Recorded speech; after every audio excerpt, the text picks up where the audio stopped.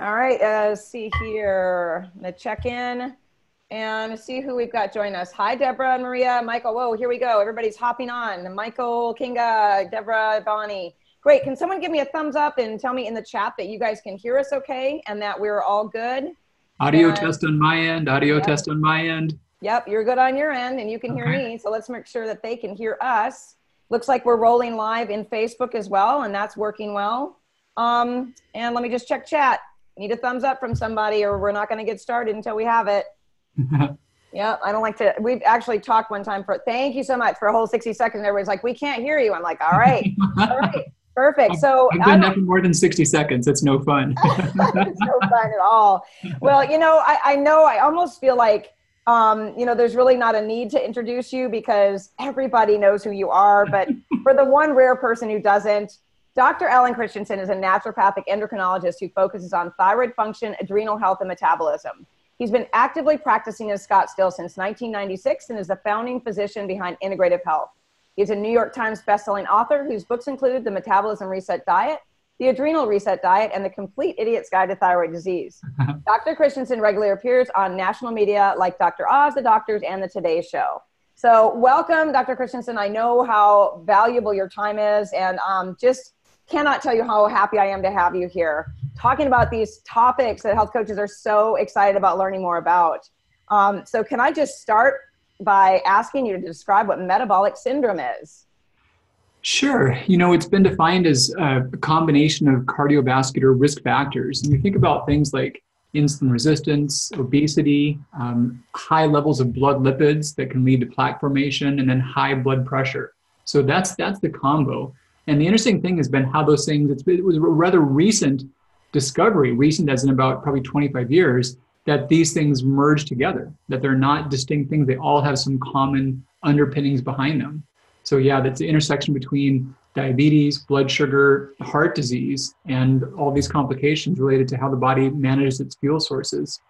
Okay, so how does, and so can we talk a little bit about insulin resistance too? Like how does that, can you define insulin resistance first of all? And tell me how that fits into the metabolic syndrome. How do you recognize it? How do you test for it?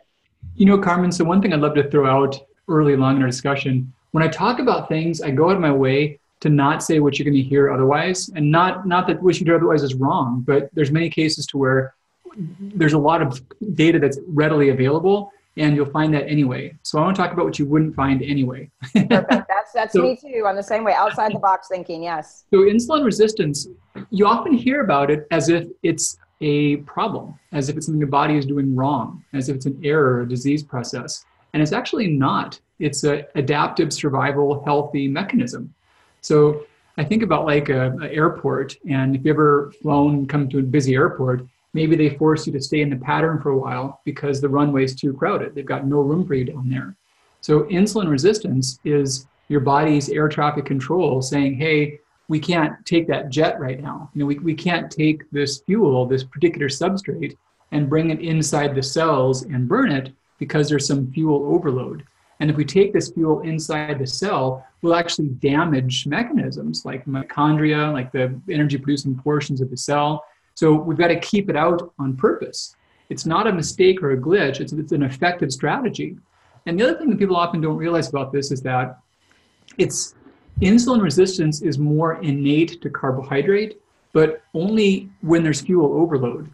And if you've got fuel overload from fat or ketones, your body creates other parallel types of resistance. You'll block out any kind of fuel when you've got too much fuel.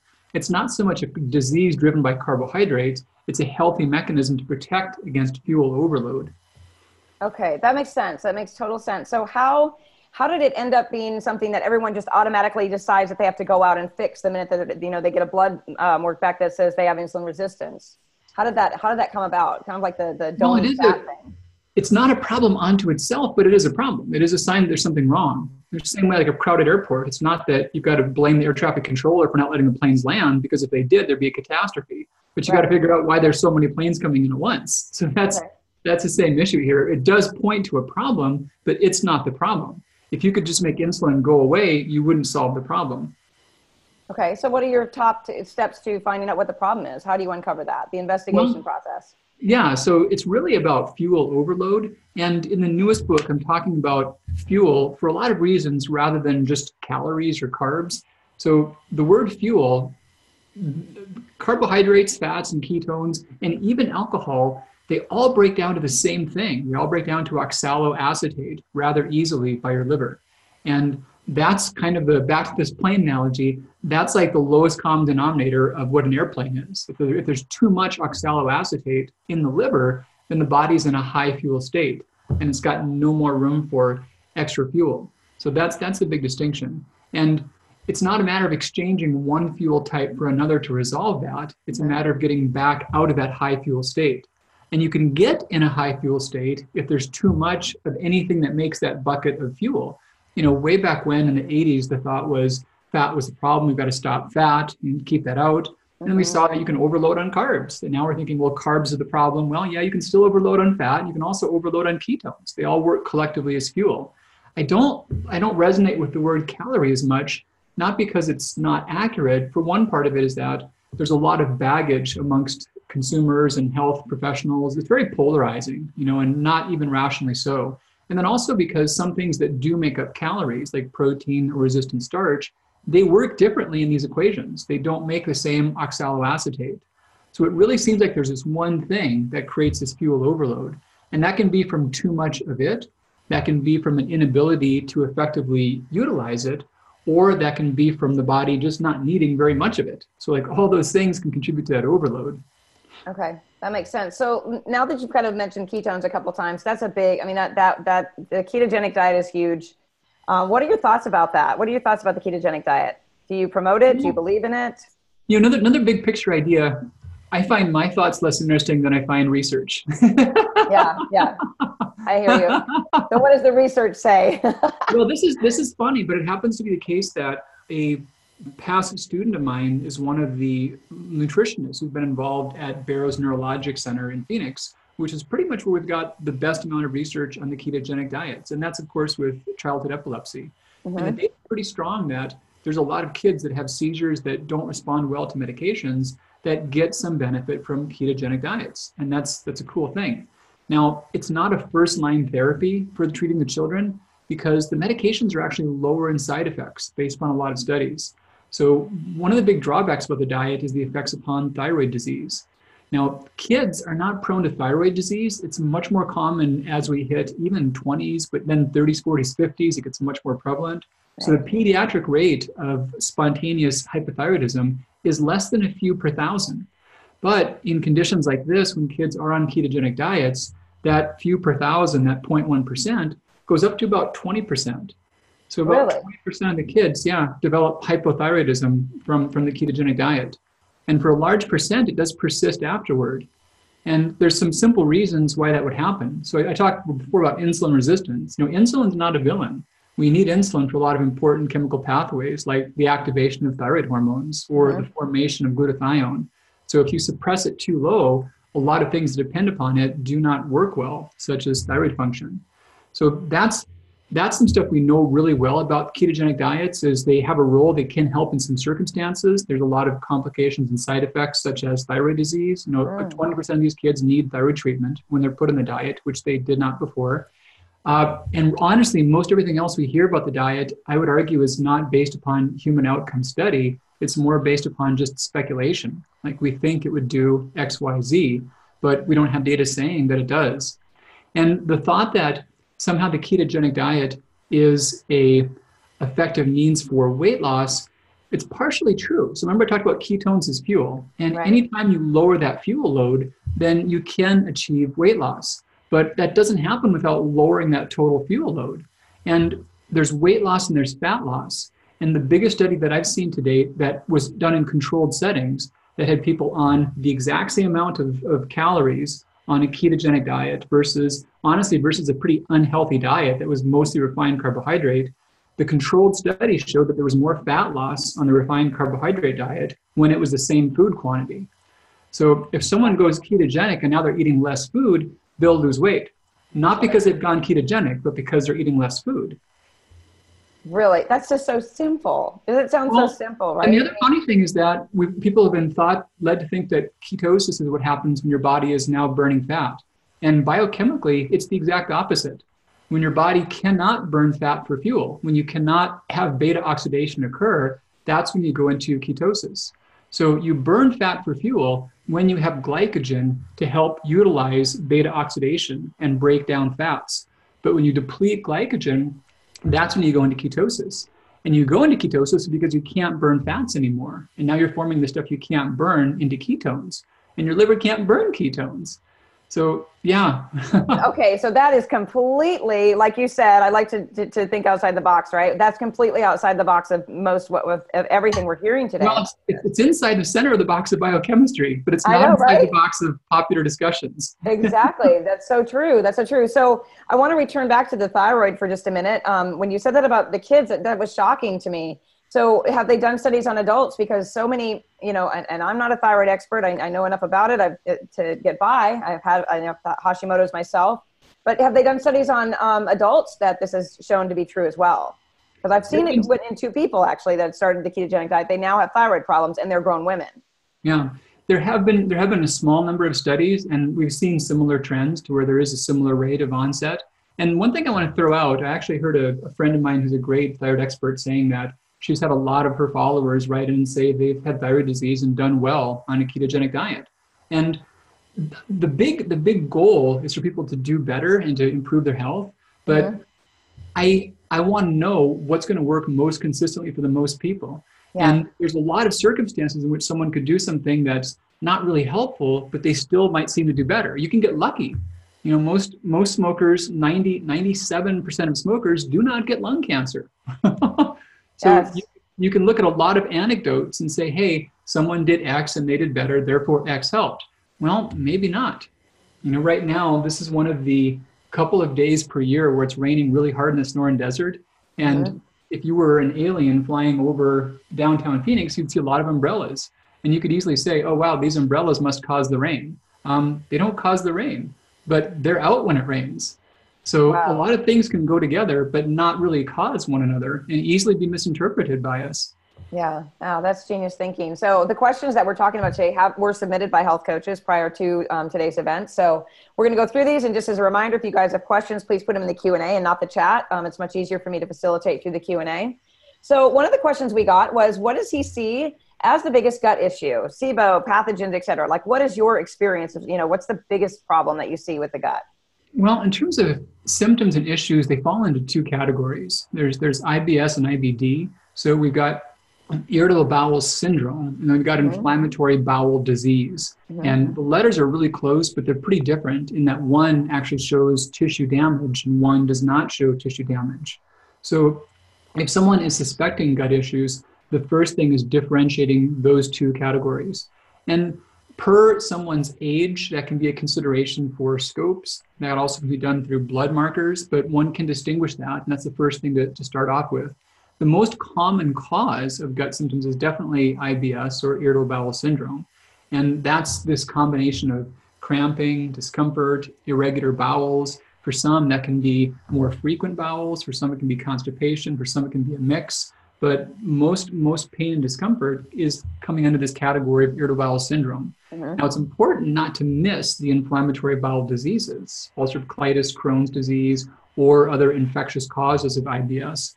But that's the most common driver of that.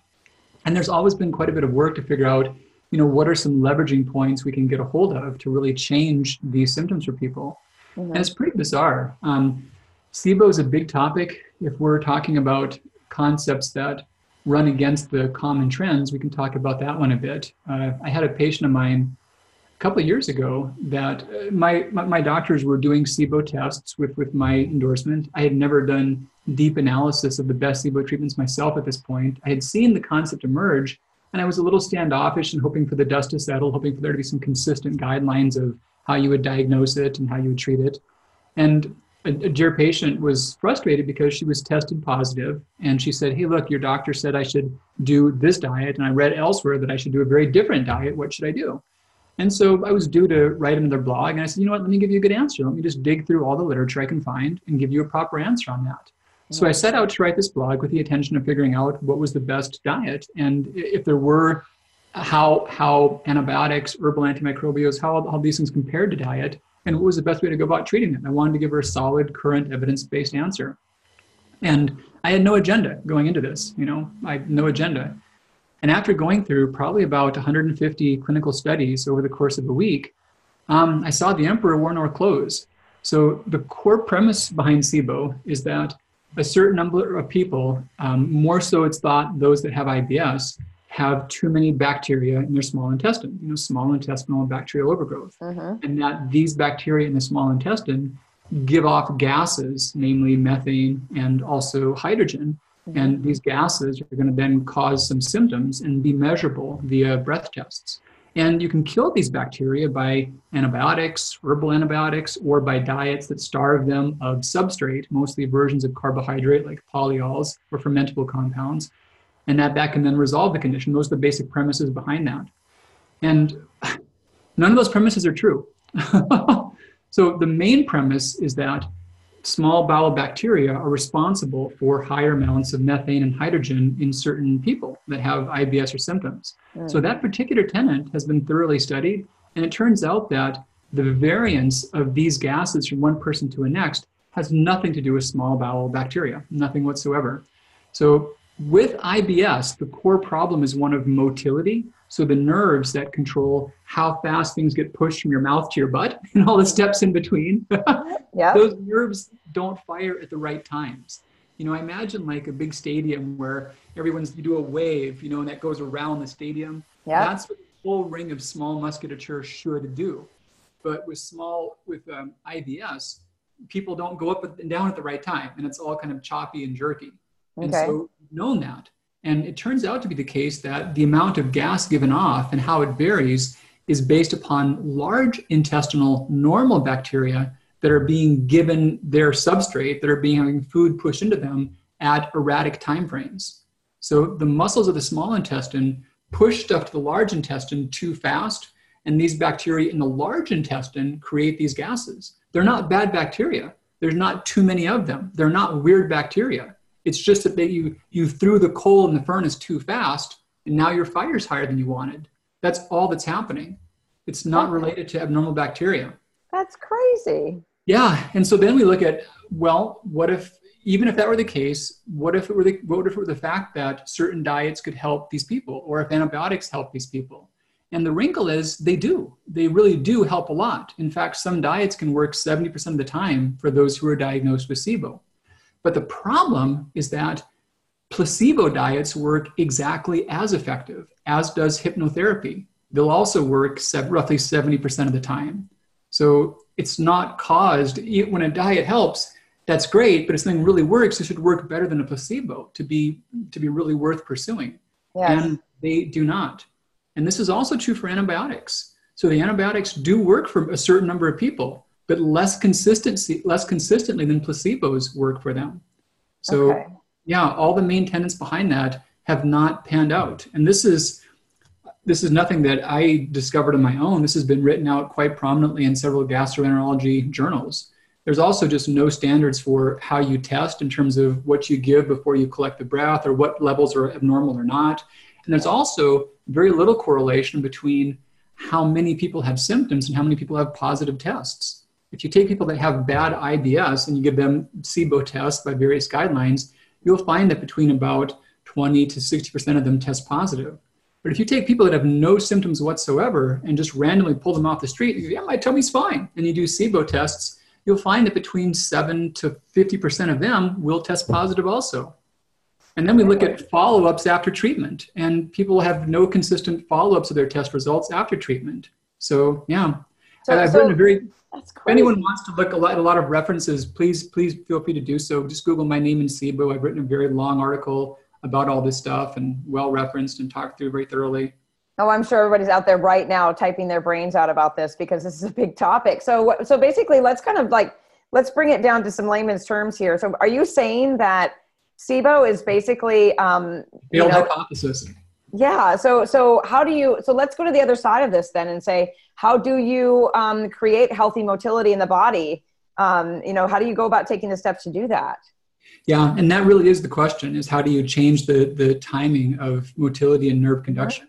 Right. So yes, there's a lot of ties between the enteric nervous system and the central nervous system, this gut-brain axis. Right. And in a lot of cases, once that concept comes up, I think many people want to plug their ears and say, it's not all in my head. I'm not like a basket case. This is real. I'm like, no, this is real. These Absolutely. are real symptoms. And it's not made up. It's not imagined. But there's complex interactions between the brain and stress response pathways and gut motility. And that's not saying we have definitive answers, but it seems that things that change that motility and things that decrease heightened stress responses can be of some good benefit.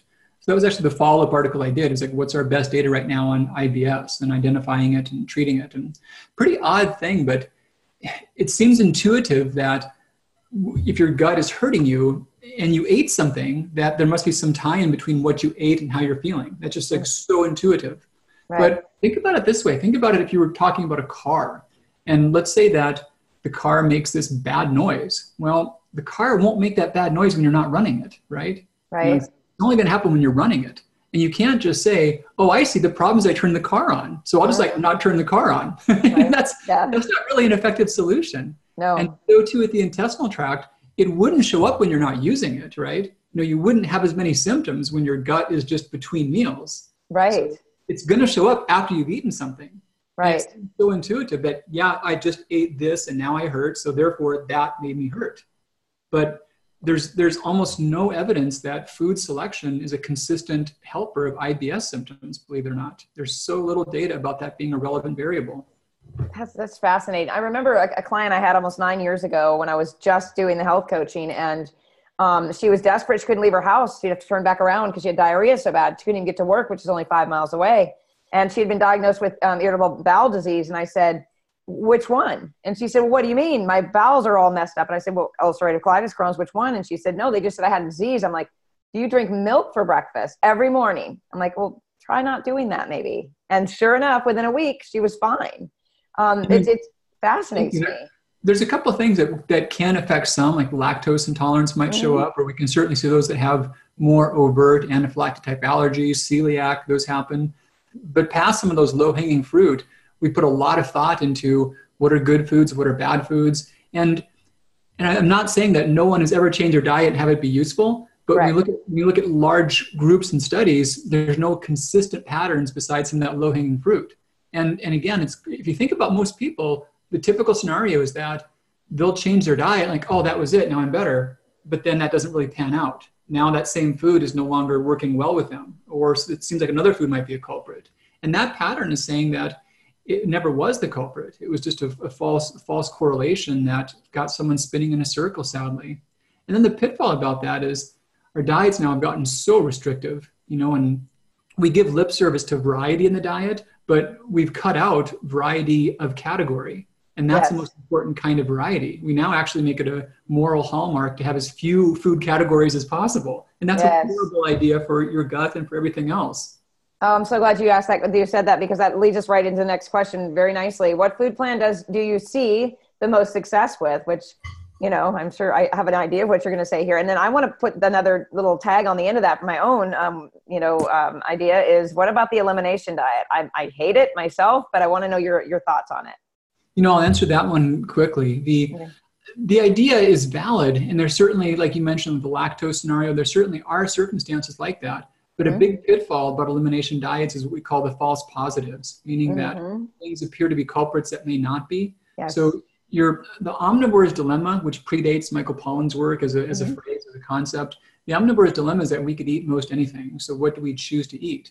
And our gut can retool itself in myriads of ways based on our dietary change. And it's a conservation of resources. So the more narrow our diet becomes, the more narrow our capacity of digestion becomes, and the more narrow our gut flora becomes. So the pitfall about elimination diets is that you cut out a whole lot of food. And I'm going to make an extreme example to illustrate a point, a silly example, but imagine someone were raw food vegan for 6 years, and they then decided to have 2 plates of food at an all-you-can-eat barbecue pork buffet.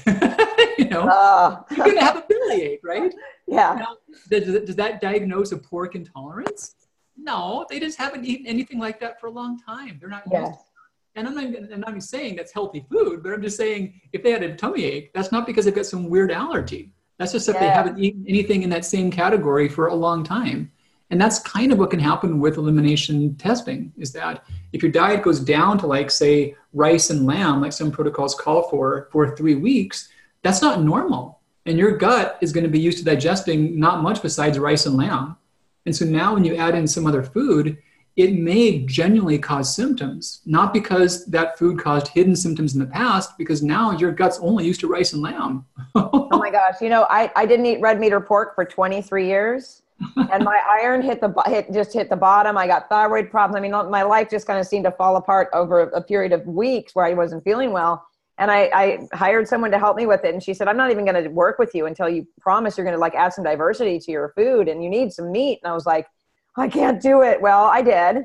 But I prepped myself. It wasn't easy at first though, right? You know, I wasn't eating. I had to, like, actually get my body ready for it. I had to take some ox bile. I had to do some enzymes. I had to get ready for it because I knew the minute that hit my gut, I was going to be in trouble. If you did nothing else but wolf down a 20-ounce porterhouse, you'd have been hurting. I know, yeah. So I ate a little baby slider. I cried through the whole thing. It was an animal ethical thing. But I now have been a proud meat eater for many years again. But I will say that is what you just said resonated for me, because I did that. I cut out 2 entire food groups for a long time. And I don't want to distract the discussion too much, but it's a real brief, just personal thing about the story here is that, and I want to say this because about the animal cruelty factor. I'm so on board with those concerns, and I'm so on board with the environmental concerns. There's a big movement called clean meat that I'm really excited about.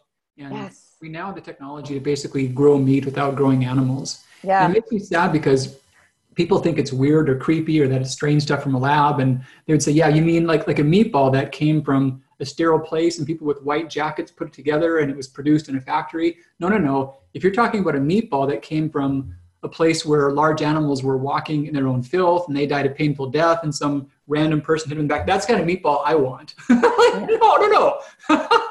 They can make clean meat. And in the coming years, I think it'll be one of the biggest revolutions we faced. And nutritionally, humans are better with more diversity in their diet.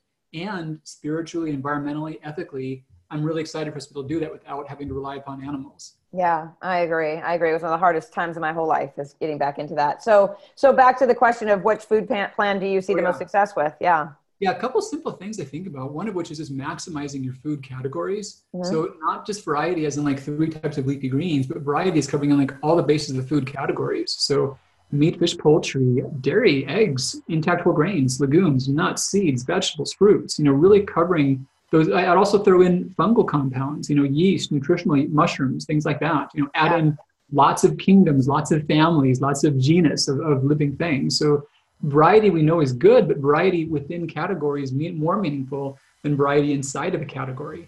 So yeah, throwing in lots of food categories, lots of variety. Probably the second thing is getting enough fuel to properly meet your needs, but not excessive.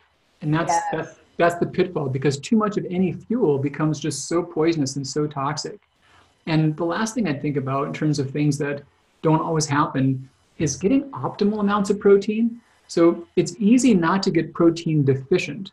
And we really get this with something like vitamin C. No one would say, oh, I could prevent scurvy by having 1 dried lime every month. So why would I ever consume more vitamin C than that? Well, no, we get that beyond scurvy, there's a role for more plant foods in the diet.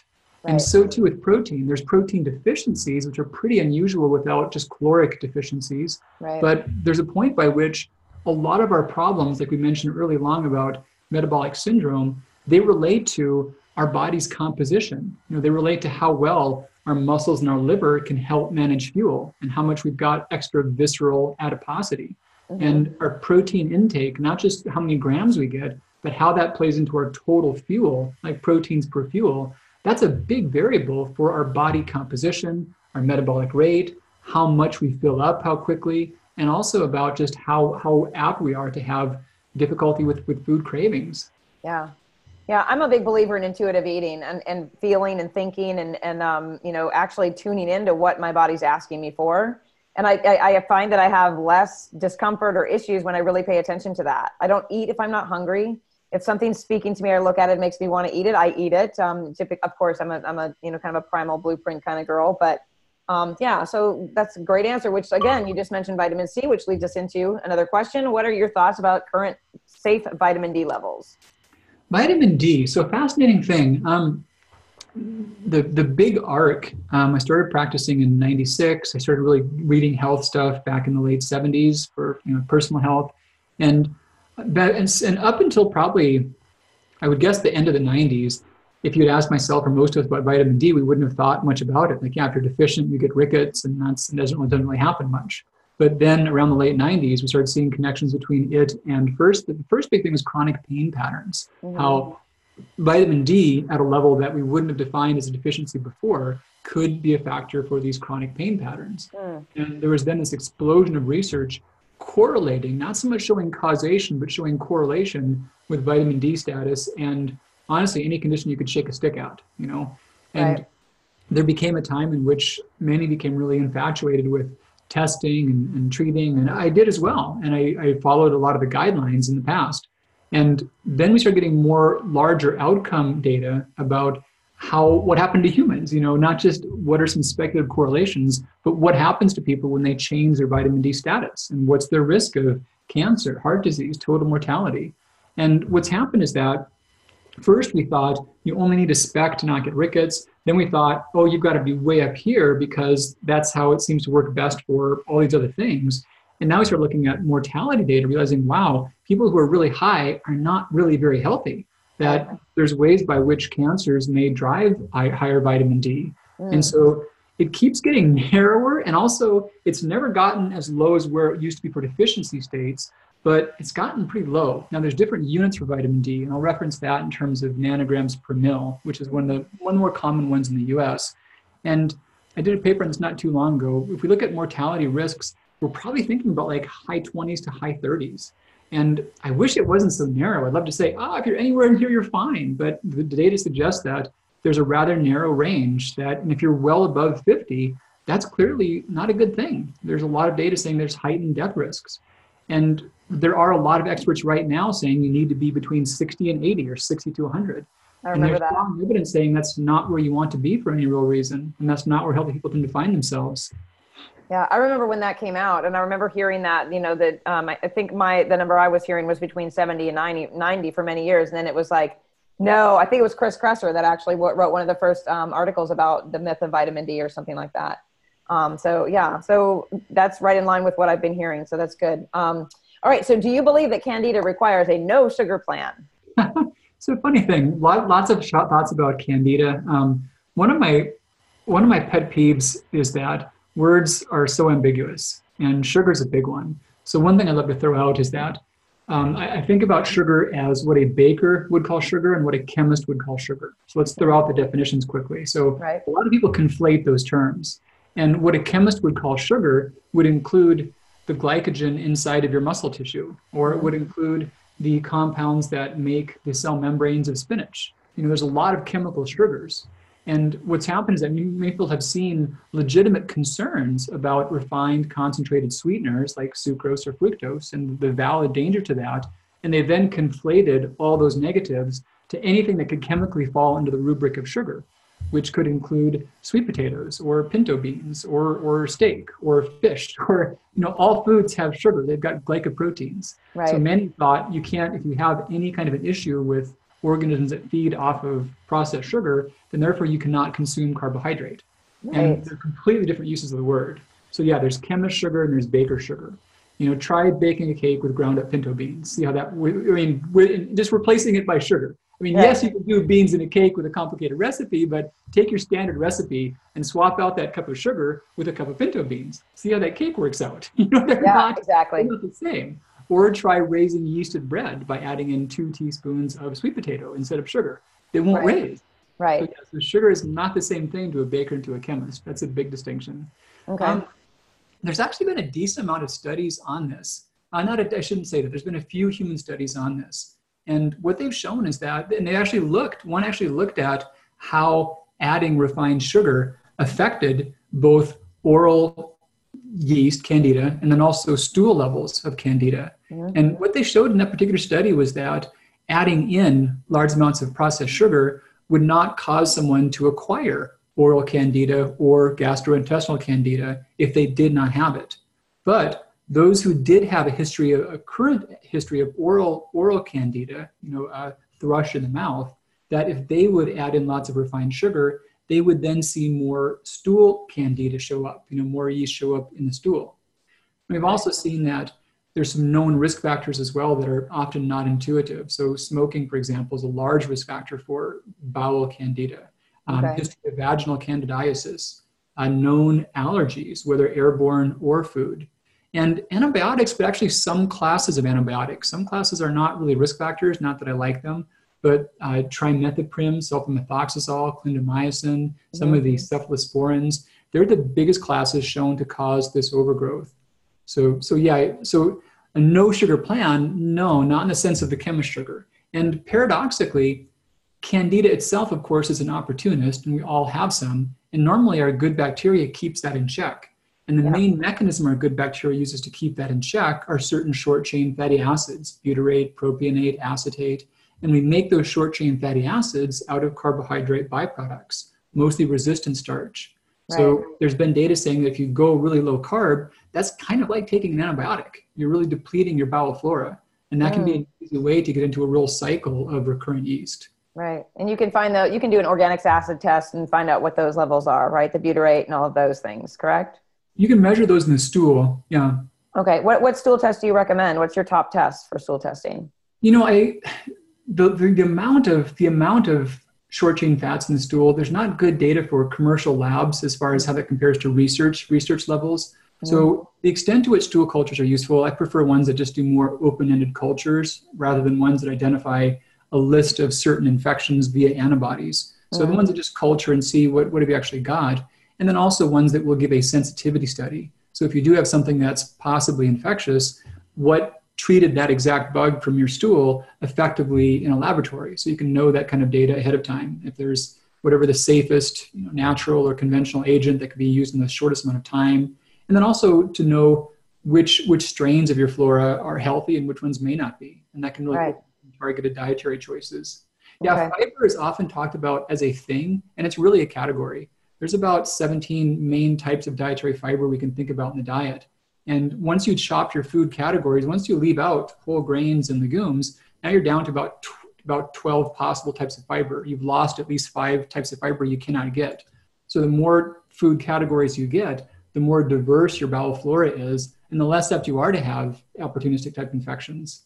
Yeah, I love that. Okay, so Trudy's asking, would love your opinion on thyroid nodules when taking natural desiccated thyroid minerals, treating entire HPA axis, needing an awesome diet. Is there anything else you can do to shrink or eliminate nodules? And the presence of nodules has what effect on thyroid function? So basically just cover some nodule discussions. Yeah, and Trudy, I'll give you a good answer. I've written a deep dive blog on this. My name, Thyroid Nodules, you can find that. But short answer, 2 big needle movers. So one of which is optimizing blood levels, especially TSH. So TSH is thyroid stimulating hormone. And to be precise, it causes the thyroid cells to increase in number. And that's good cells and bad cells.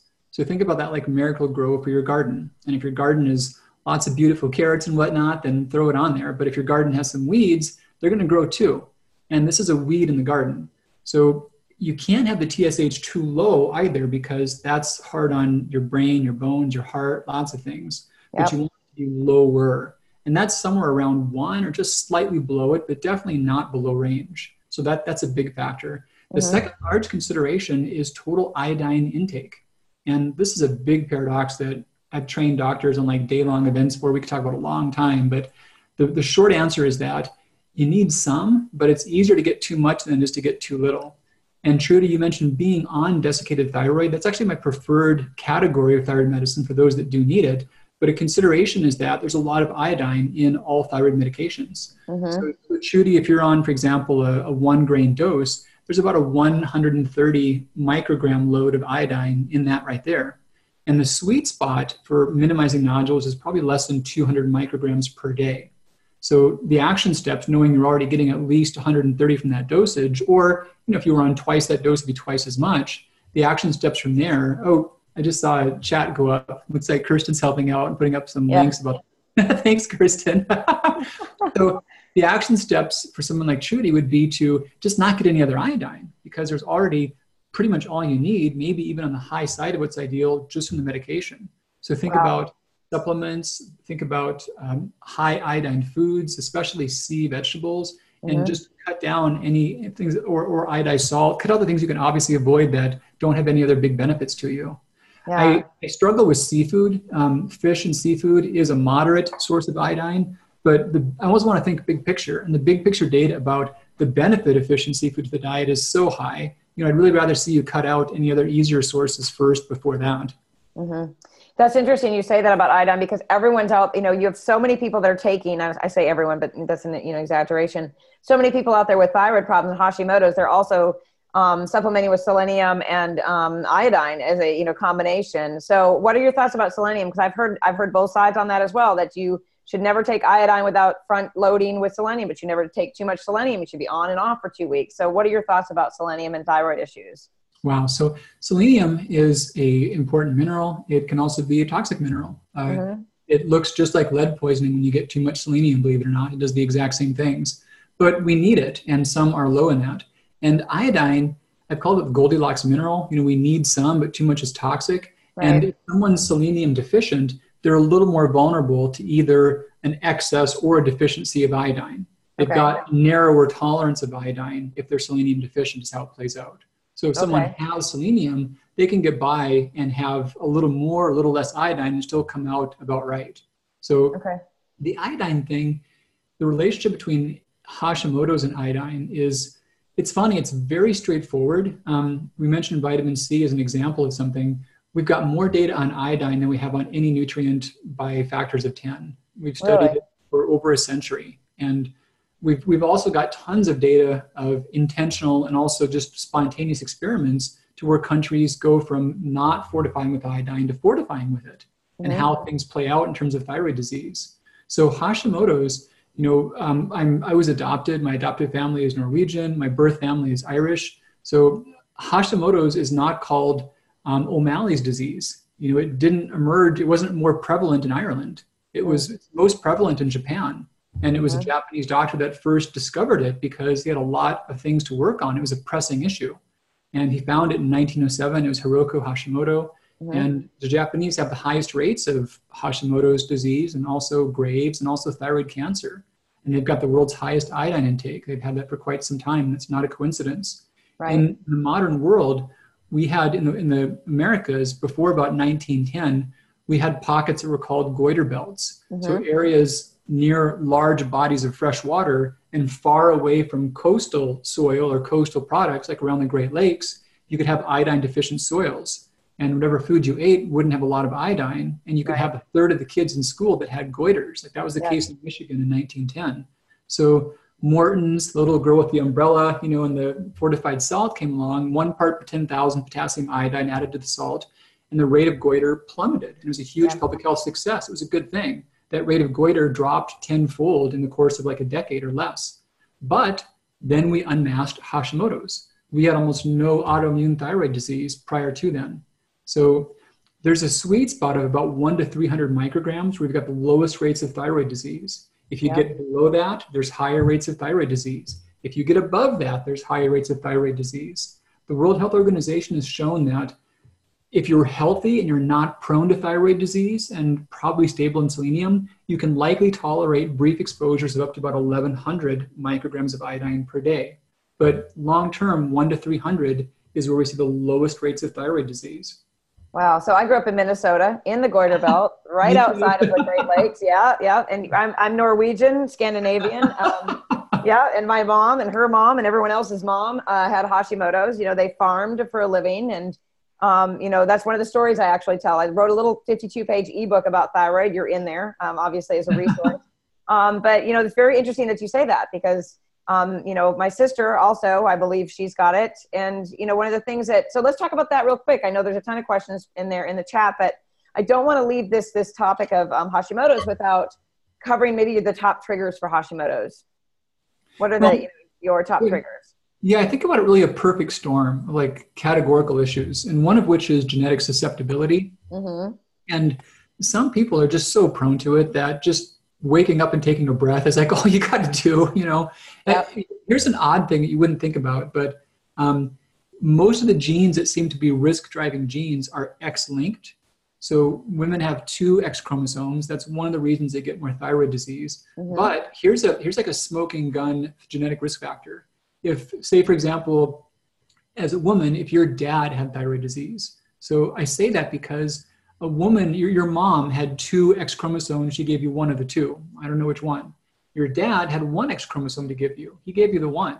And so if a man has thyroid disease, that's on his X chromosome. So your odds of having that and having be latent are almost zero. So if a woman's father has thyroid disease, there's a direct male relative, then he's only got that one X chromosome to give. So her odds are very high. If your mom has it, there's still a risk. But yes, you could also have that gene be a more latent X chromosome. So that's fascinating. Driver of that. So one thing is the genetic susceptibility. Right. And there's a lot of nuances of various genes and subtypes that we know some things about, a lot that we're not clear on. Then there seems to be some environmental driver. So the thyroid, there's so many things weird and different about the thyroid and iodine that don't follow the story of any other mineral nutrient in the body. You know, right. Magnesium does 300 jobs everywhere. You know, zinc is used for 200 jobs. The liver uses like 1 million minerals almost. And so the thyroid has one thing it's really dependent upon. And the amount that it uses is used nowhere else in the body.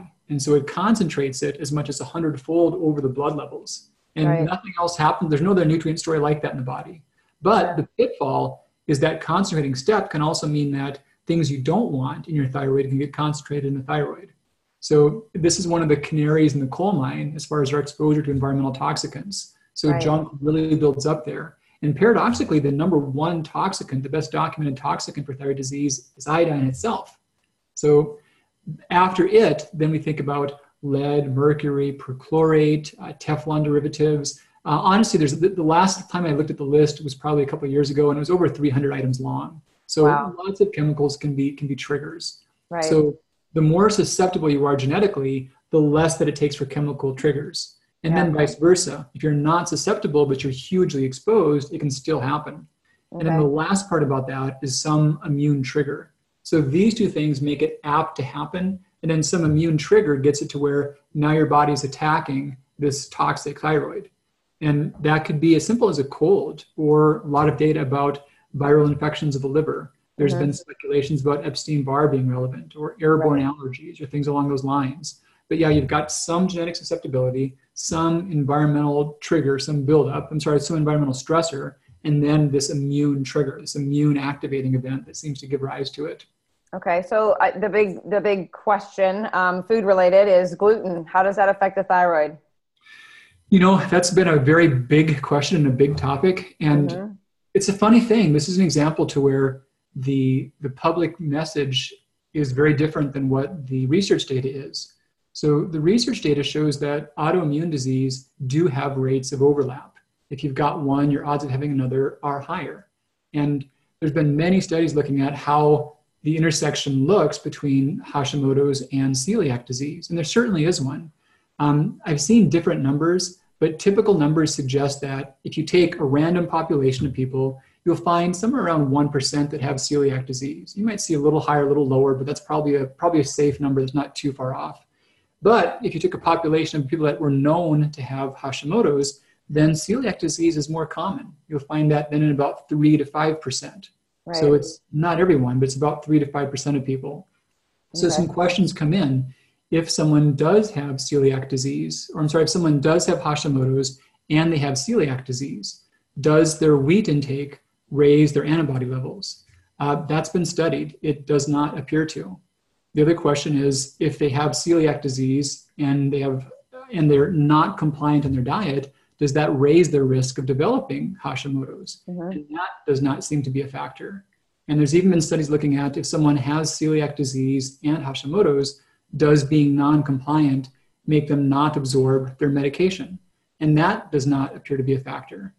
And the other thing that's been studied is if someone does have celiac disease and Hashimoto's, does consuming wheat raise the risk of having Hashimoto's progress or develop other autoimmune diseases. And so far, that does not seem to be the case. Okay. So that's the stuff we know. Right. The other data we talked about in regards to gluten and thyroid disease, honestly, are very speculative. And I've hesitated to speak out against that because I used to think that if someone went gluten-free, they would probably end up eating a less processed diet and probably do some good, probably be eating less junk food or whatnot. And there was a big study. Now, it was an analysis of the Women's Health Initiative, and they looked at people who went over 1 million person years, and it looked at their difference from going gluten-free electively as far as how it affected cardiovascular mortality. And the data was pretty strong that it raised the risk of cardiovascular mortality. Like more people had fatal heart attacks amongst those that chose to go gluten-free than amongst those that did not. Now, before that study came out, there were several other studies showing some things like electively going gluten-free would commonly cause weight gain. We've seen that. That's known amongst celiac populations. Right. They commonly have weight gain when they go gluten-free. There was other studies saying that electively going gluten-free would raise risks for diabetes. We've seen that quite a bit. And many gluten-free advocates were quick to say that these people probably ended up eating more processed food or more low-fiber food or more low-protein grains. And those to me seem like reasonable hypothesis. And I wasn't really quick to point out those negatives because I thought maybe there were some negative dietary changes that explain them. But this latest study that I was referring to about cardiovascular death, it looked at all those variables. It looked at their fiber intake, it looked at the overall quality of their diet, it looked at their food selection. And the one common thread that they could pull out that explained the cardiovascular death was the decreased intake of whole grains. So when a population got the message they need to consume less grains overall, they had more cardiovascular death. They didn't consume less fiber. They didn't eat more processed food. That was tracked. They didn't consume more sugar. They didn't consume, really, the only change was less whole grain. Okay. So the idea that going gluten-free makes people healthier is not supported by the large evidence. Now, I think there's a lot of ways that eating less processed food can be a good thing, and certainly the right quantities of food and less junk. But if gluten were some unique poison or some unique toxin, then I see one of two scenarios. Either cutting it out was less helpful than losing the benefits of the whole grains. In which case we should say, well, let's focus on just getting good whole grains and not cut them out as a category. Or it wasn't that big of a thing. But if it were such a harmful thing unto itself, people should have gotten healthier in some measurable ways when they eliminated that. So I can't think of any real vindicating properties of Wonder Bread, but honestly, wheat itself is one of the highest sources of betaine and betalain. There's a lot of powerful positive things. It's also one of the highest fiber, high protein grains to consume. And most people don't consume intact whole grain versions of wheat. And I think that probably the best outcome is that if someone does have concerns about gluten, please don't spill that over into intact whole grains. Do include other intact whole grains in the diet still. And some have celiac disease. That's for real. That's a big deal. And best as we know, that's long-term gluten avoidance. There is even a rare phenomena called wheat allergy. And that happens. There's now some methods of desensitizing that probably will be out within a year or so that can reverse allergies like that or nut allergies. But that's also avoidance. But otherwise, and even flour products in general, I would argue about whole grains being very different than flour products. So that turns me completely upside down, I have to admit, because I had studied this to the death, of course, when I ended up being diagnosed with Hashimoto's, and I read so much about molecular mimicry and the chemical compounds of the thyroid and gluten. So did you read that from primary medical literature, or did you read that from popular health books? Well, it was actually a study done by, it was in Paul Jaminet, The Perfect Health Diet. Paul Jaminet and his wife. That's a popular health book. Yeah, well, it was his website. Somebody named, starts with an M. I can't remember, it's been so long.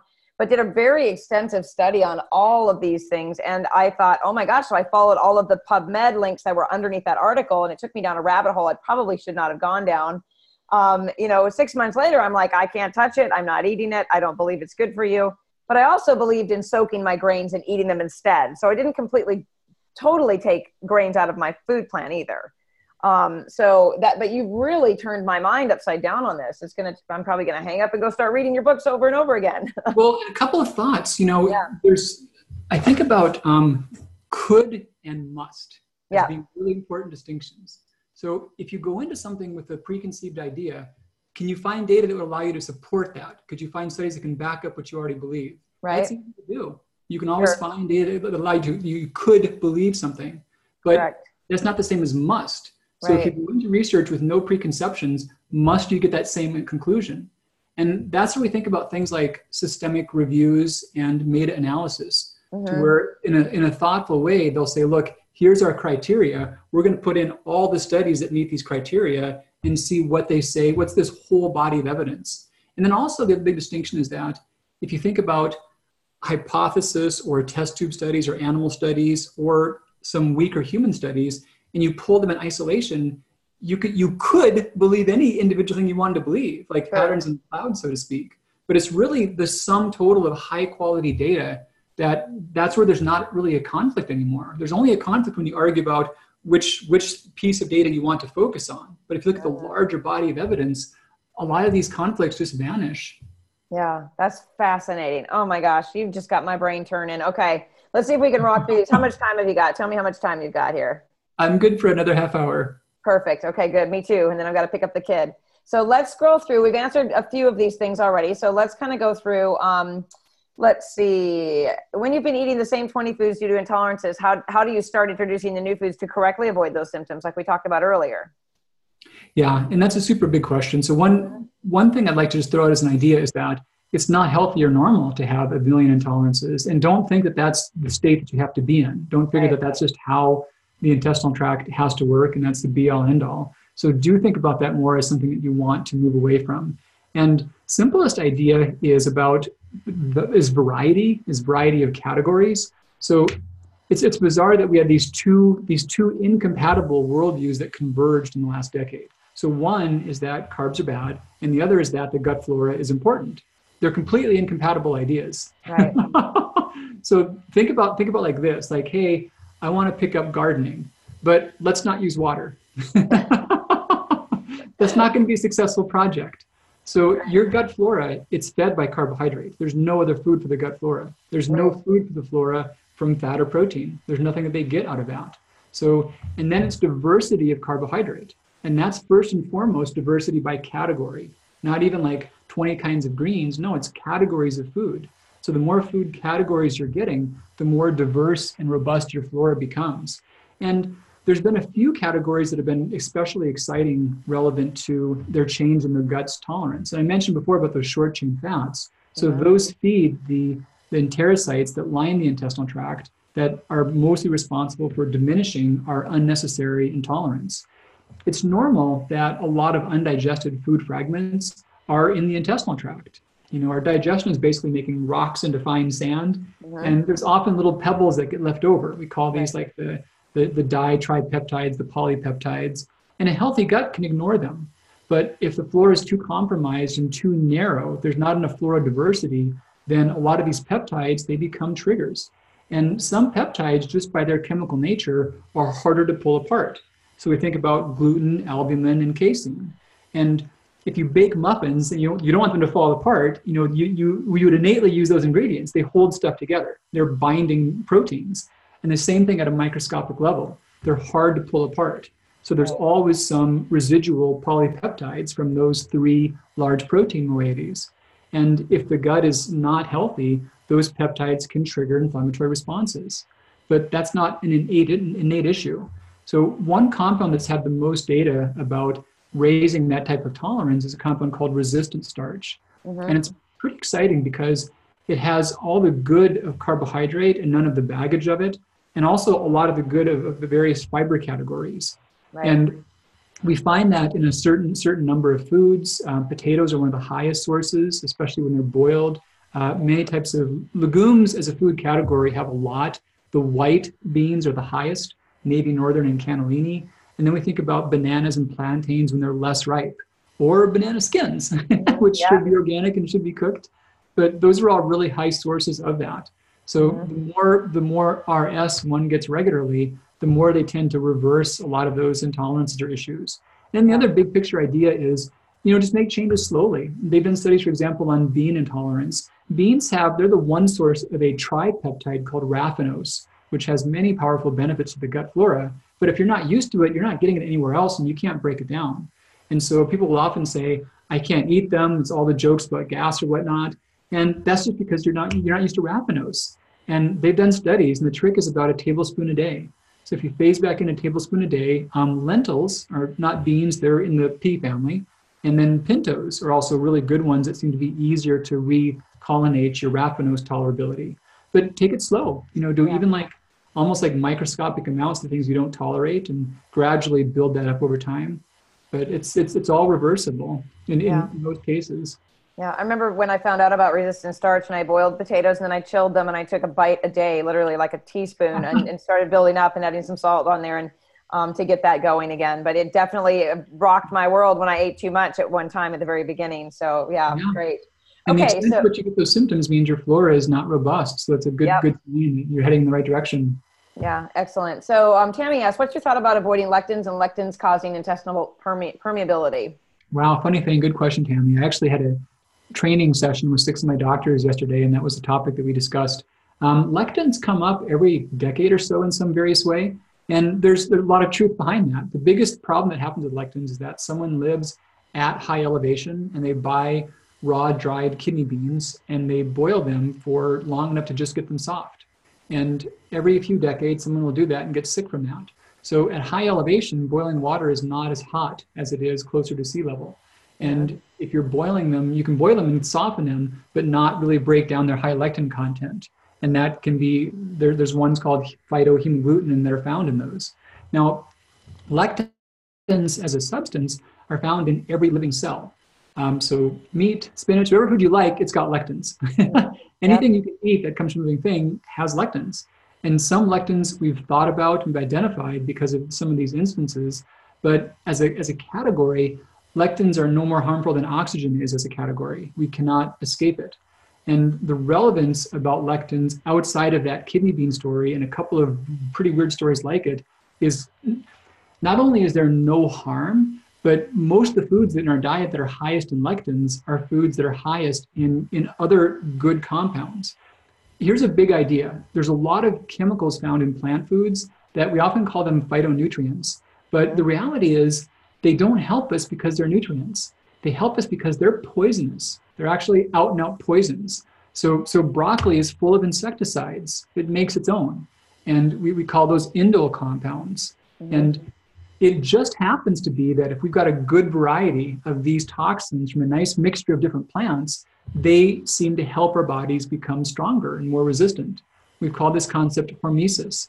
And the poison in broccoli, for example, if we could purify any of these compounds and make like an ultra concentrate of indole from broccoli, it would be poisonous. It would be an insecticide, which is what it is. And it would kill us. It would damage our livers. But the microscopic amounts we get from eating some broccoli on a salad or in a stir fry makes our liver think, oh, wow, something bad might happen. I better get ready. So now your liver's stronger. So there's all these chemicals in plants, apart from just the fiber, the protein, the fat, the carbohydrate, the vitamins and minerals, there's all these plant chemicals that seem to help us, but they're poisons. They're plant poisons, they're phytotoxins. And what happens is that every so often someone sees how these things work in isolation and then freaks out. They say, oh, wow, lectins are poisons. Oh, wow, oxalates are poisons. Oh, wow, nightshades are poisons. They are. So are blueberries. So is kale. So are plums. So is tea. They're full of poisons. So it's just a huge error of misinterpreting the role of these things. And yes, you could take any of them and do a mainline shot of like teaspoons of that purified, and it would be a horrible idea. But the snacks that we get in food, they actually serve us and they help us and they cut our risk of cancer. They help our bodies detox. They help us do a better job regulating our hormones. Yeah. I mean, God did not make these foods by accident. They were not, they're not created by, there's no accidents in those things. Well, we've had trial and error for millennia of what's going to kill us and what's not. And we're going to keep growing these foods. We're not going to eat that one anymore. And we figured that out by and large. And apart from the stuff that, we would call non-foods, like just like Twinkies or whatnot, the stuff that our grandparents ate, there's no evil things lurking there. Right. Right. I love that. Okay. So should we, Andre asked, should we avoid foods that have mycotoxins? If they really did have them in high amounts, yes, but that's really so this is the thing too. And I understand marketing and I understand the role of wanting to get a message out. And I understand how some messages get more viral than others, but just think about this formula. Now, if you can say this harmless thing that you thought was innocuous is really a poison, here's why, that's a message that sparks outrage and that engenders sharing, and that's going to go viral. Yeah. But the boring message of, oh yeah, broccoli actually is a good food for you, that's you tune that out. That's not very interesting. Right. So some messages by their nature and by our psychology, they spread, not because of the medical validity to the claims, but because of just the psychological nature of us to get roused by outrage. Right. Okay. So a good question I want to know the answer to also is, what about the glyphosate in wheat today? Yeah. So easy thing to work around if you're concerned about that is just choosing organic foods. Yeah. Okay. And Andre asks, I'm really not trying to be a smart ass, but why does Dr. Osborne advocate no grains? Well, so here's the thing. I can do my best to explain what I've read in my perspective, and I've done my best to understand a lot of the other arguments. And most of the grain arguments come down to things about phytates and phytic acid, or they talk about other lectins found in grains, but phytic acid seems to be the big one.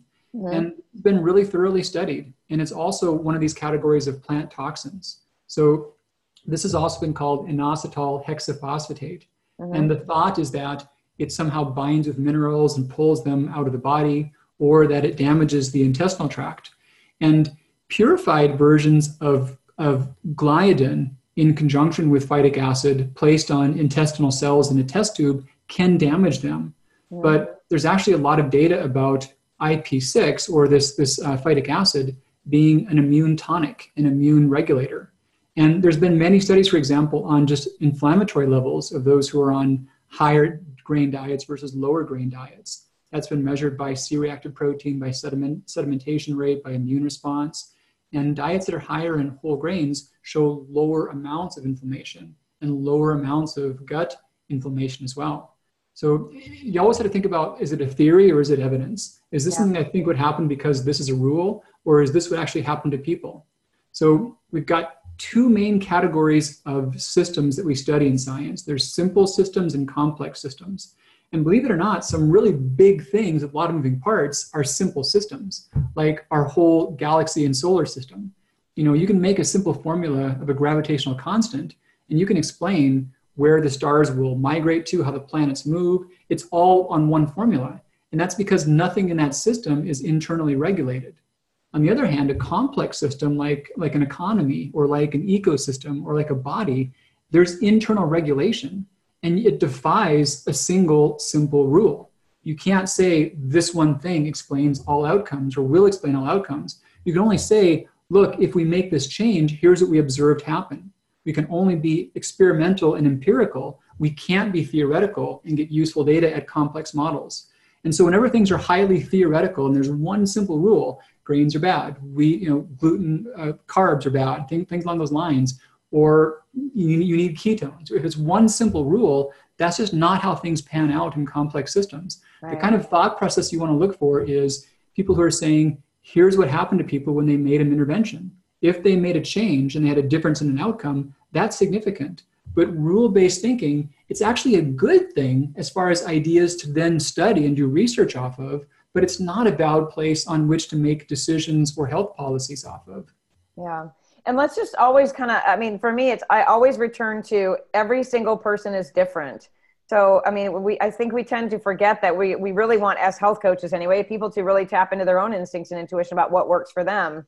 So to have a blanket across the board way of advising or suggesting really doesn't make any sense. That's why we don't practice customized or individualized coaching. We depend on people like you that we bring our resources to and let them make a decision that works best for them, in my opinion. I think that's just the best approach, period.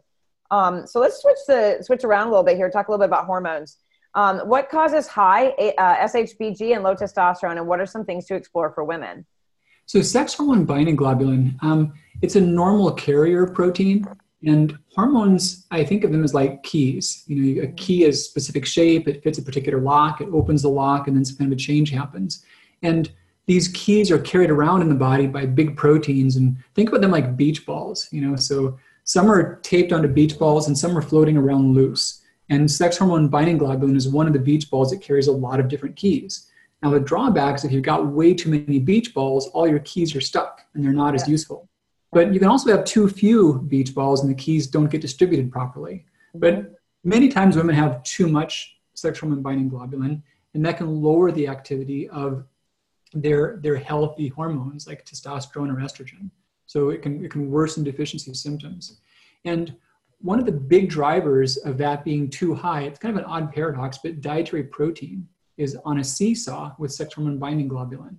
So the lower your protein is per calorie, not grams of protein, but protein percent of calorie, the lower that number is, the higher sex hormone binding globulin tends to be.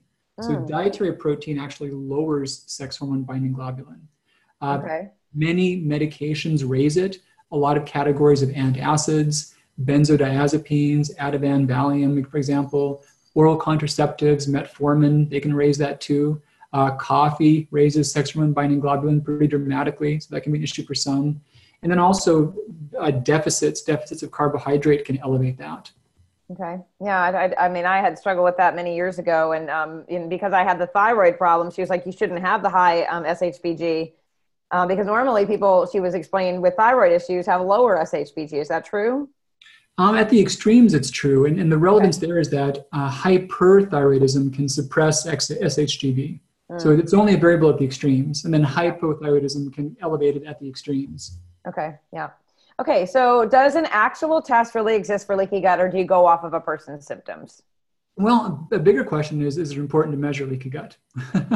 Yeah. And I would not go off of symptoms. And I don't think it's an important first-line test. I have spent time in the past where I tested for it rather regularly. And we define that as discordances between lactulose and mannitol absorption. And there are tests for that. You simply drink these compounds and you catch your urine. And if your gut is absorbing a lot of them, you will pee them out. If your gut is not absorbing a lot of them, you poop them out, and there's less in your urine. So that's the basic rationale. And it is measurable, but it's not as common of occurrence as many make it out to be. Everyone with autoimmune disease does not have leaky gut. It's a small minority of people. It's not everyone. If you were to follow a lot of popular press, you would think everyone walking around has this condition. It's not that prevalent. So if someone is having digestive issues, I would think about them more so at face value and think about like our IBS discussion. Yeah. Okay. Yeah. You're just making my brain go in a million places today, Dr. Christianson, I swear. Okay. So Tammy's asking, what are your thoughts about intermittent fasting? Of course, that's making its way in just like ketogenic eating. And, that's one of the newer things right now. I'm actually involved in a really detailed, thoughtful discussion with some strong advocates of intermittent fasting in response to a video I made recently. We've had a lot of studies on its efficacy for weight loss, a lot of research. Totally works for a lot of people. The interesting question to me is, does it work better than eating the same amount of food at different times? If you're eating, I'm going to make up numbers to make a point, say you're eating 2,000 calories between noon and 3 p.m., does that cause something different to your weight than it would to eat those calories from 6 a.m. to 10 p.m., all day long? Does that timing change that? And all the best studies I've been able to find on humans that have compared the two of those things have shown no difference. So for many people, intermittent fasting means they're eating less food. And in many cases, that ends up bringing them to a better place of weight or health or disease risk.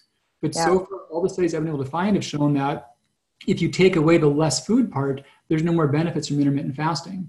So if for some people that's an effective strategy to lower their food intake, it's possibly useful. Now, there's a whole other line of argument saying that there's some type of a benefit to your blood sugar control pathways by challenging them. And it's plausible to me. You can make an argument that if you take times where you need to regulate your blood sugar internally, you'll get better at doing that. And exercise is a stressor, and the dosage determines whether or not it's a beneficial stressor or just a trauma. If I lift up my mouse, that's not enough of a stressor to make me stronger. If I try to lift a giant dumbbell, that would break my shoulder. I'm not a big bodybuilder guy. So that would be a trauma. And this would be an inadequate stressor. If I took, 20, 30 pounds, that might be a useful exercise. And so too, the thought is that, is intermittent fasting an exercise or a trauma or neither? And we don't have good human studies. Now, animal studies, I don't think are good things to draw conclusions from in terms of action steps. You couldn't say this worked in animals, let's do this for people. But what happens in drug research is they do animal studies really to determine safety. And if animal studies show that a treatment is not safe, they will then not pursue human studies. And that's reasonable. So there was recently a large mouse study on intermittent fasting.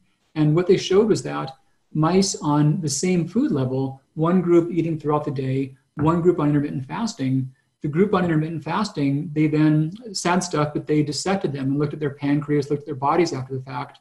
Well, they were diabetic and they had more stomach growth and more fat mass and they had pancreatic damage.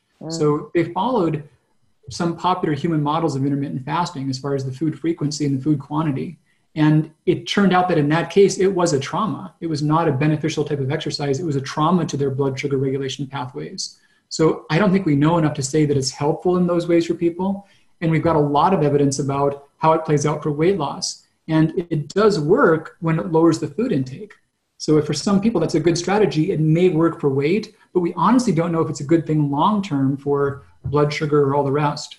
Right. I love that you made that comment about the exercise, because that's one of the 7 essentials that I teach at the school and I call it safe movement, because I think exercise can be too stressful. Safe movement for me is, where are you in your life and can you handle this? Because otherwise your body sees it as stress. So interesting. So, okay. So Kirsten says, I've had several women tell me they have thyroid issues and followed up, they have fibroid tumors. Is there a relationship between the two? And my follow-up to that is, is that an estrogen dominance issue? Because we have a lot of questions about fibroid tumors in my groups and stuff as well. Well, probably the bigger issue is more so just TSH elevation. Remember I talked before briefly about that being Miracle-Gro in the garden and weeds can grow too. I was talking there in the context of nodules. There's actually a lot of lumps outside the thyroid that are also stimulated by TSH when it's too high. And that includes fibroid tumors. One thing that you would never think of, there's a lot of evidence for, is actually melanomas. So melanomas are stimulated by TSH being too high, as are liver cysts and liver hematomas. So fibroid nodules can also be stimulated by the same things that stimulate thyroid nodules, too much TSH. Okay. Sandy asks, what about the relationship of zonulin to leaky gut and autoimmune conditions, however? Really well studied. Yeah. And please Google my name. I've done some deep dives on that. People that have autoimmune disease have higher rates of zonulin. Doesn't matter if they eat wheat or not. They've got higher levels of zonulin. And if you change someone's wheat intake, it doesn't change their zonulin status necessarily. So zonulin was thought early along to be a link between autoimmune disease and wheat, but the research did not show that it was. It was more just a general tie to those that have autoimmune responses. Right. Yeah. And I believe Dr. Alessio Fasano was one of the pioneers of the zonulin experiment and research. Is that correct? Yeah. Okay. Yeah. So Fassano, everyone, if I'm remembering correctly. It's been a long time since I've looked at that. Karen is saying, are you familiar with the work of Weston A. Price? Of course. Focus on preparing food traditionally. Your thoughts on that? I think that kind of ties into like eating whole food and eating the healthy way, right? I mean, it's a funny thing. I guess a big mindset too is, do we hearken back to some glorious olden days in which we all had perfect health? I don't really see that as being a strong argument. I don't see that humans consistently lived longer and had better health in the past. There's a lot of evidence about us having better health and better longevity today, and certainly a lot of pitfalls and a lot of problems. And I also don't resonate with arguments about needing to focus on food categories that our ancestors focused on, because there's not a food you can point to that's identical to what we ate 1,000 years ago. There's nothing. The question I find most useful is, here we are on the ground today in 2018, and what do we know best about how we can move forward and live in this modern world and be healthy as things are? And I don't think we can look back to the past for answers, because they didn't live in the same world that we live in, and they didn't have the exact same foods that we have now. Yeah, and they weren't living in the toxic soup of EMFs and toxins and pesticides. There's a million ways we can talk about how awful that is, but here we are. So what do we do forward? And that's not where the answers lie. They lie in the other direction. Yeah, I agree. So let's see here. Karen said you had earlier mentioned something about flour versus grains. What did you mean by that? Can you clarify what that means? Yeah, I'm glad you mentioned that. It's a fascinating thing. There's been some talk about just cell wall integrity amongst foods. And it seems that there's something above and beyond just the glycemic effect, the glycemic impact about how foods work in our bodies based upon how much breakdown we've got to do of them. And the cell walls themselves have things that may be useful for our flora when they're intact. And this is speculative. I want to put that out there. There's not a lot of hard evidence around this, but there is some data bearing out that how something like a fractionated food, like steel cut oats or bulgur wheat or a whole grain like brown rice, how that works in the body seems to be categorically different than how a flour product, that same food, would work in the body. There was some good research done in South America in which they tried to really define, we always talk about processed foods. What does that mean? And they actually defined processed, minimally processed, and then ultra processed foods. And they talked about even whole grain products that were flour products as being in that processed category, and the unprocessed ones as being intact whole grains or fractionated whole grains.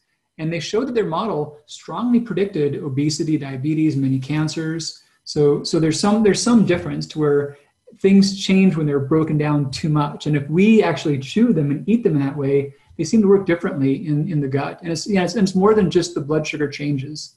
Yeah, so, and let's face it, almost everything is processed in our stores today. I mean, unless you're going out and pulling it out of the ground, and everything is processed. Okay, Maria asked a good question, and I am bringing Carol Laurie to you guys about PCOS in a couple of weeks. But interesting, is weight gain and difficulty to lose weight in women with PCOS a result of hormone imbalance or toxic overloaded liver? Well, a lot of those aren't either ors. Okay. So, and actually my next book is all about the liver's role in this, and that's very relevant to PCOS and weight struggles in general. So what's happening is that when you've got good health, your liver maintains metabolic flexibility.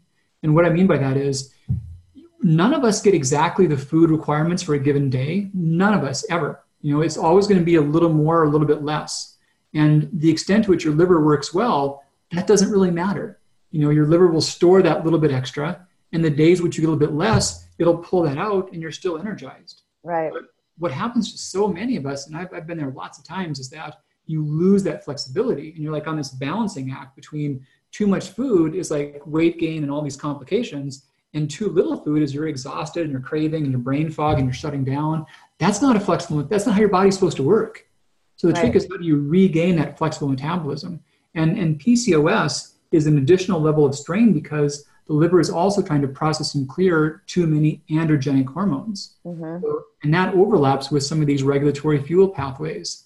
But yeah, the goal is not so much just how do you starve, but how do you regain that flexible metabolism to where your food intake can fluctuate, but your energy and your weight and your appetite can still remain healthy.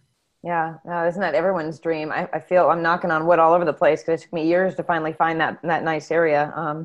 So we've got about 5+ minutes, you guys, and we're going to wrap up. So there won't be any more questions after these. But Linda is asking, what do you feel about saturated and animal fats for people with ApoE4? I'm in I am 3 to 4 status. I would appreciate your thoughts on this. Right now, relying more on olive oil than anything else and omega-3s. Yeah, so you're spot on. I've written about this topic too. Saturated fats were demonized too much so, and now we've gone the other way in a lot of circles. We think they're superfoods, and they're neither. A little bit of them here and there is not like consuming arsenic. That was a silly stance for us to have taken, but they're also far from something you want to build your diet around. The evidence is strong that for some individuals, like you mentioned, Linda, with APO genotypes and other factors, your body cannot metabolize them the way that others can. So that genotype affects the size of chylomicrons. Those are buckets that move fast around the lymphatic system and throughout the brain. And the links between saturated fat and brain aging and Alzheimer's disease and Parkinson's disease and premature cognitive decline, that's been looked at in 12 very large studies. And one of the 12 saw no strong correlation, but 11 of the 12 saw there's a strong risk factor just across the board in groups. And we know that if you can break down groups into subcategories, like per genotype, those risk factors really become much more prominent. So you're doing the right things. Yeah. I'm not surprised Linda's doing the right thing. She's a genius. Well, the thing too is that those same recommendations are not harmful for anyone. So there's no one who has better health by doing the opposite of those types of guidelines. So if someone is not aware of their status, those are still safe and helpful steps they can take. Okay, and one question I'd forgotten over here on the list was, what do you do about high homocysteine and how dangerous is it? And like, is there a range where it's too high? Even though conventional medical, things give you a range, what are your thoughts on homocysteine? Yeah, last time I did a deep dive on this was a little while back. It was probably about 5 years or so. So I want to just preface anything I say with that. There could be some new data that changes this. There's strong evidence about hyperhomocysteine being above 30 being a clear cardiovascular risk factor. And there's decent evidence about moderate hyperhomocysteine greater than 13 also being a risk factor.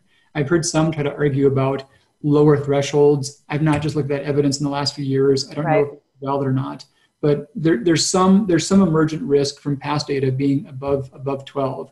And lowering that, one of the biggest factors you won't often hear about is the avoidance of folic acid, believe it or not.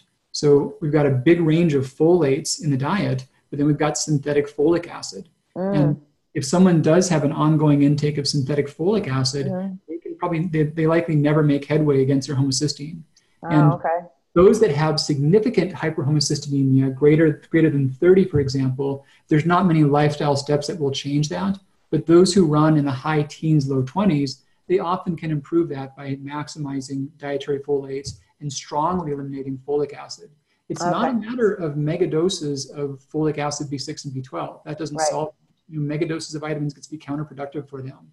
But yeah, eliminating folic acid and maximizing dietary folates are the main action steps. Okay, awesome. All right, so integration of these findings, of the findings that we've talked about, and we're all probably spinning around about. I can't even imagine my group. So later on today, that all these things we're talking about with gluten especially. But how do you introduce these, besides buying all of your books and promoting all of your books, obviously, and your information and links, please. Hello, you guys.